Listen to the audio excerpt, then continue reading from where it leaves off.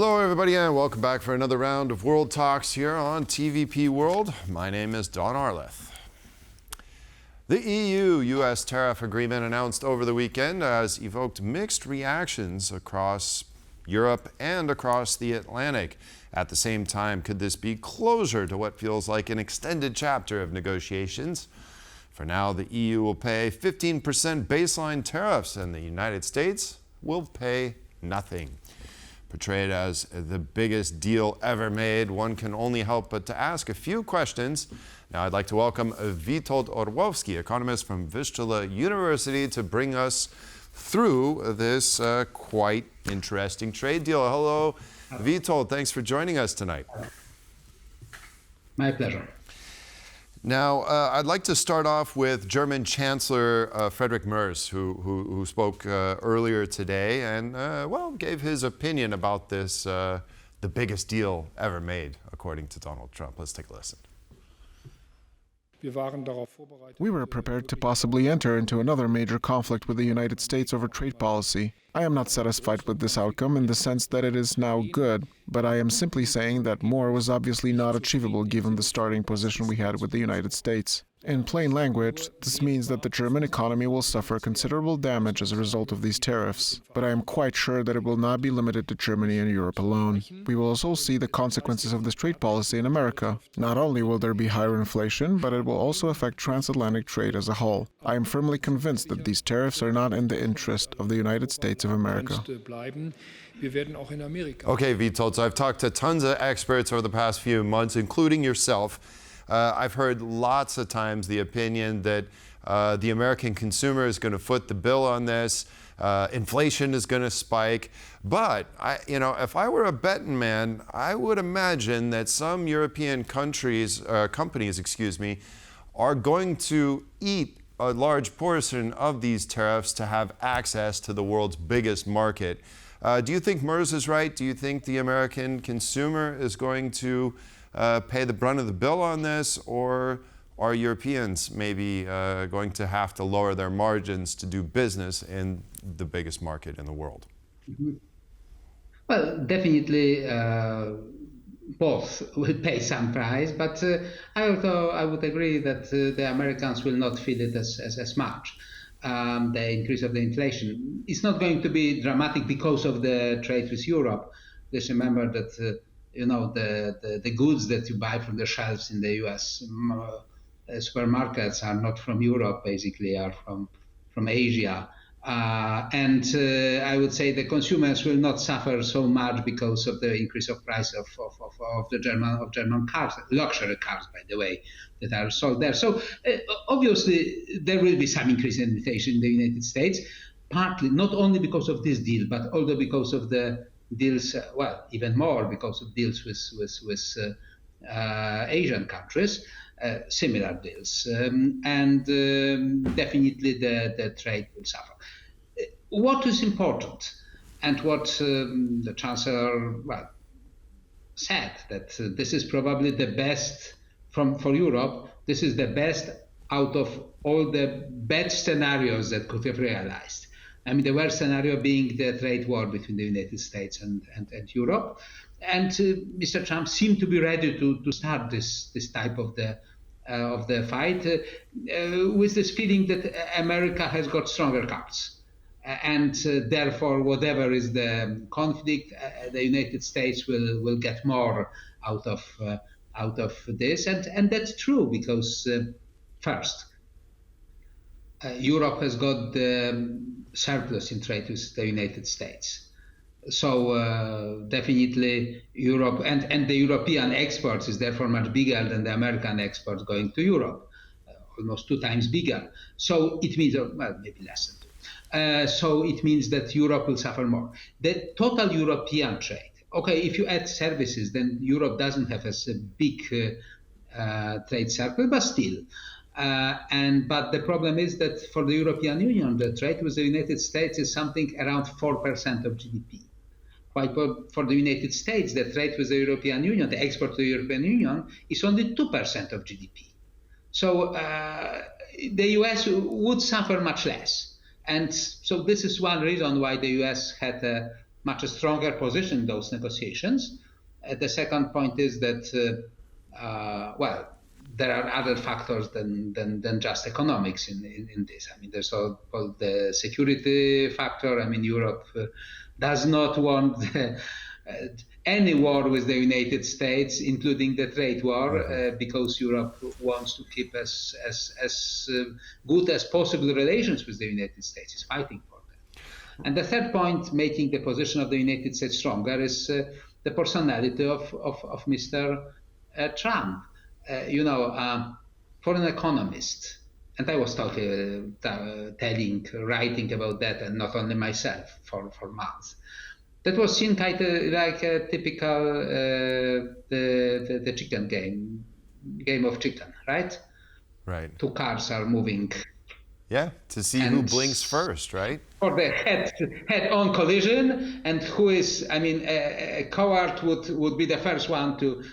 And the best strategy in this, I mean, this is a almost critical type of the game, because if both sides are equally brave, that they will die both, right? The best strategy in such a game is so-called a fool strategy. I mean, to convince the other. One of the drivers convincing another, I am so crazy that I don't look at the consequences. I may die, we might die, we're not. I mean, I don't care about that. And basically, Mr. Trump was much more in the position that everybody was telling, okay, he's a man that can actually do it, that can underestimate the risks, that can go up to the moment of a tragedy without, in a sense, realizing what will be the consequence. While Europe is much more cautious. And so from the very beginning, Europe had much weaker position in this game.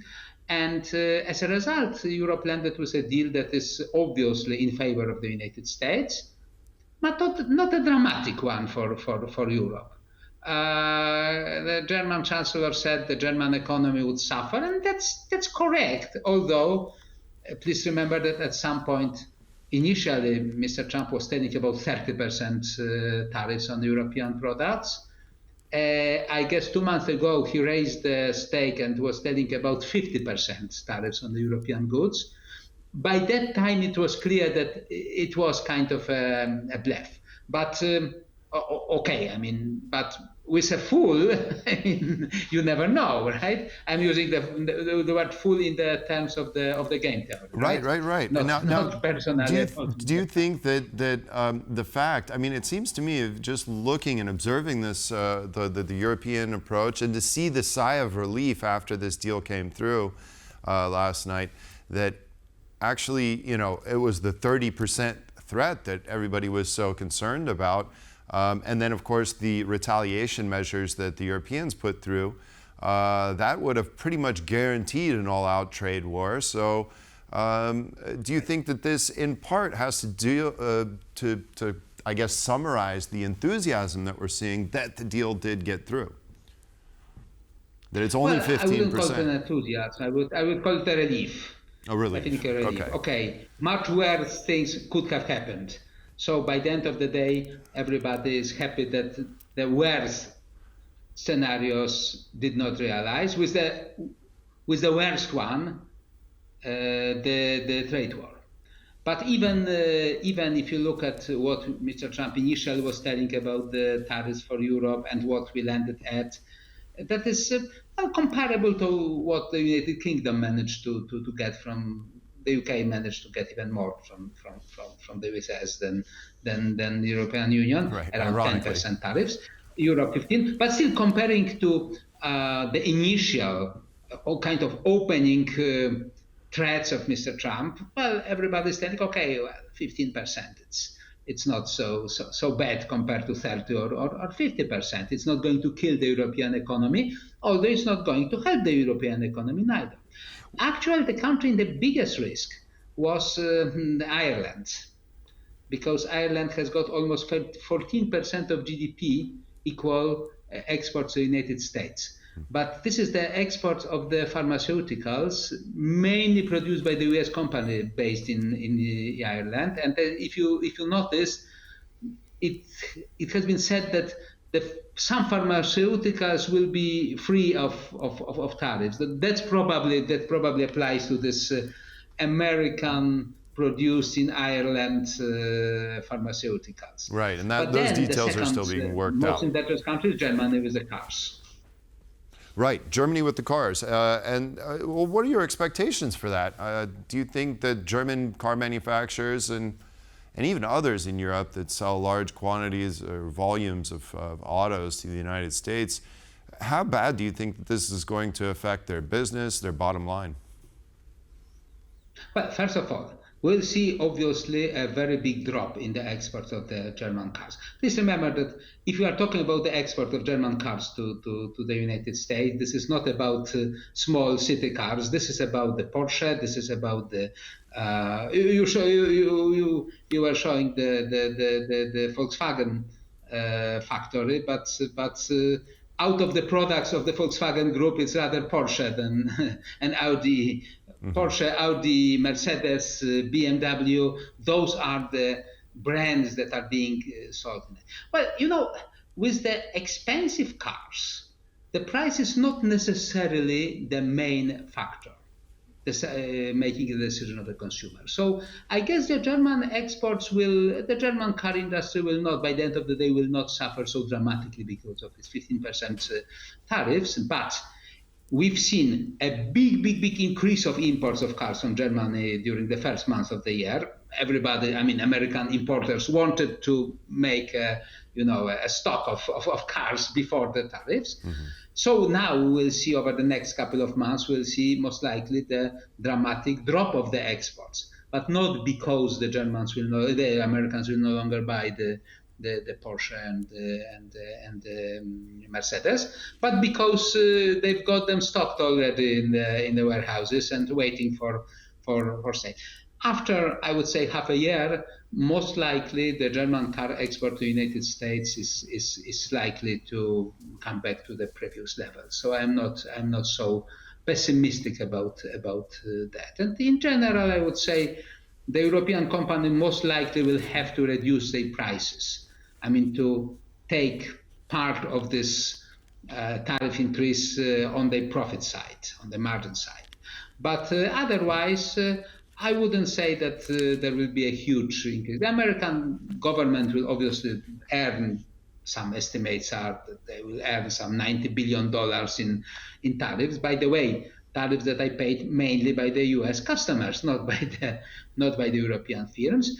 There will be this negative effect for, I would say, half a year, most likely, on the German car industry. But otherwise, I would say after half a year, I do not see that. I do not think that we'll have a huge drop in the European exports to the United States. Okay, well, we'll be watching how this develops and how it all pans out. Witold Orłowski, economist for Vistula University, thank you so much for joining me tonight. Appreciate it. Thank you. And that concludes this edition of World Talks. Thanks for joining us. Have a great evening, and we'll see you next time. Goodbye.